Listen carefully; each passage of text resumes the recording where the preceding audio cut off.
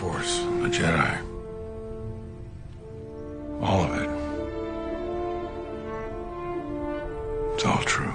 Greetings, my fellow Star Wars fans, and welcome to another episode of Star Wars Unleashed. Today we are going to discuss Thrawn Alliances, and I want to give you my honest review of this novel that was recently released by Timothy Zahn about 2 weeks ago. Just like any other Star Wars fan, I got this novel off of Audible as soon as it was released and listened to it as quick as I could.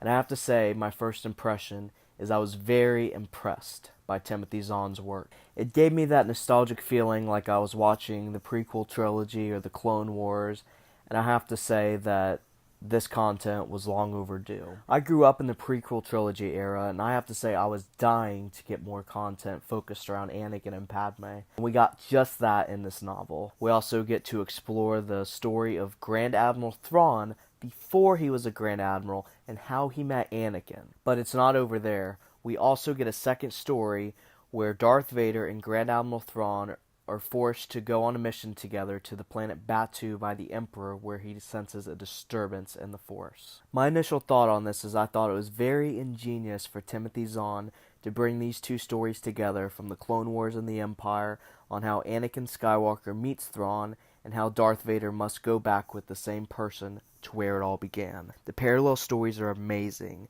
and have several crossovers, relatable elements, and mysteries and questions that were much anticipated that were finally answered. I love how the Emperor implies in the beginning of the book how Vader must confront his past, while Thrawn must confront his future on this mission to Batuu. Unknown to either of his two servants, they must go back to the corner of the galaxy where they once unwittingly spoiled one of the Dark Lord's plans during the Clone Wars. And now they have to solve the mystery of what this mysterious disturbance is that the Emperor is sensing through the Force.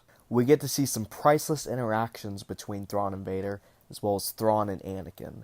While Vader considers Anakin a separate person who is dead, Thrawn sees enough similarities of the Jedi hero and the now hardened, relentless Sith Lord throughout the book. Using his ability as a master tactician, he is able to speculate, theorize, and possibly even able to conclude that these two entities might very well be the same person. We get plenty of instances, scenarios, and examples throughout the book where if Thrawn brings up Anakin, Darth Vader will tell him that he is dead.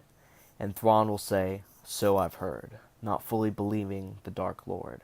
I think this alone is a very great dynamic that Timothy adds into the book that makes it very interesting and by itself well worth reading. On the flip side, we get to see Vader chastise Thrawn about his failure with the rebels on Atollon. You can definitely check that out in the Star Wars Rebels animated series if you don't know what I'm referring to. There are several mentions of these rebels in the book, such as the rogue Jedi Kanan Jarrus and his apprentice Ezra Bridger. It's not necessary to watch the Rebels series before reading this book, but it definitely helps make the story a little bit deeper and more interesting when you see all the dots being connected. In the parallel story, we get to see Anakin travel to Batuu, where Padme has gone missing, and he runs into Thrawn when he is exploring his hyperspace ring. Anakin is forced to trust him as they team up to solve the mystery of where Padme is, as well as figuring out what's going on the planet below. Thrawn initially introduces himself with his Chiss name, Mithron Nurodo, but after several attempts to say it and failing to do so, Anakin finally settles and calls him Thrawn. Anakin is forced to trust this mysterious Chiss in order to have success in his mission of finding Padme.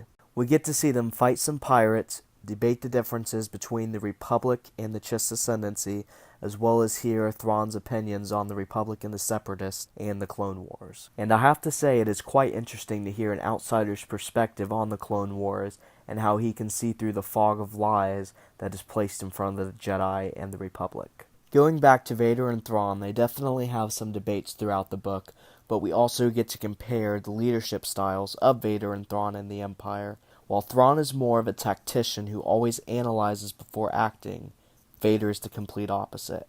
He makes swift and calculated decisions with the dark side of the Force as his aide. But more important than this, we get to see Thrawn's loyalty tested when Vader tries to make him choose between the Empire and the Chiss Ascendancy. We see how he wants to help his people while benefiting the Empire. We also learn that Thrawn and the Emperor have not filled Vader in on all the fine details of the unknown regions.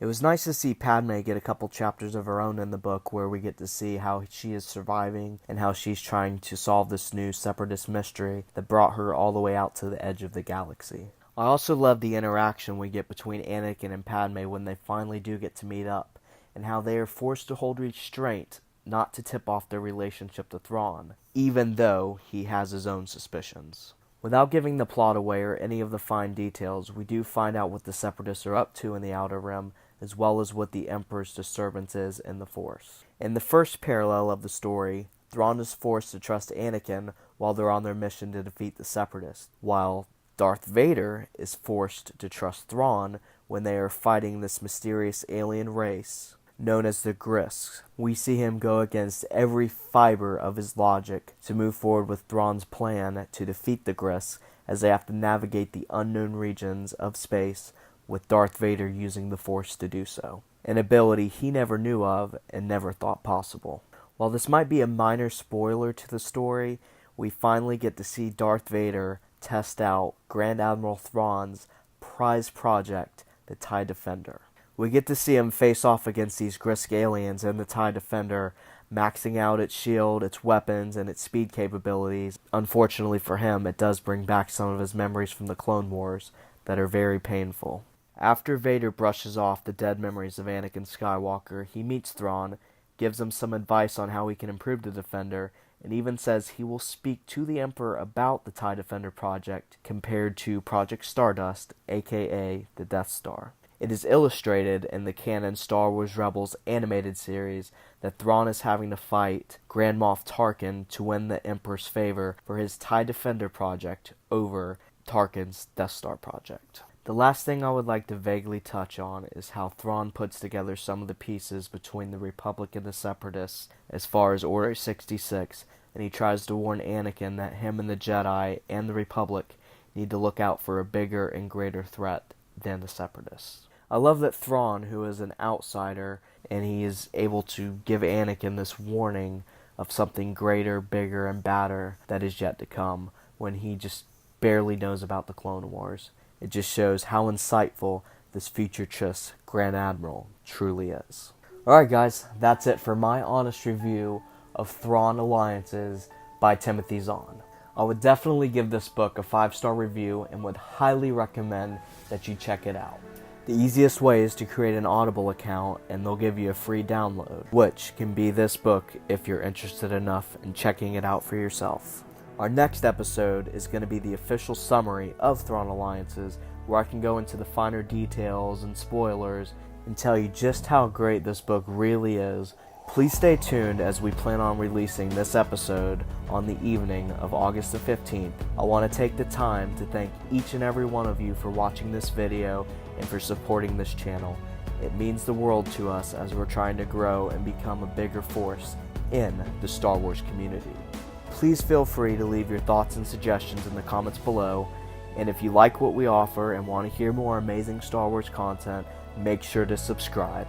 I can't wait to see what the future has in store for our Star Wars YouTube channel. May the Force be with you wherever you are watching this, and remember,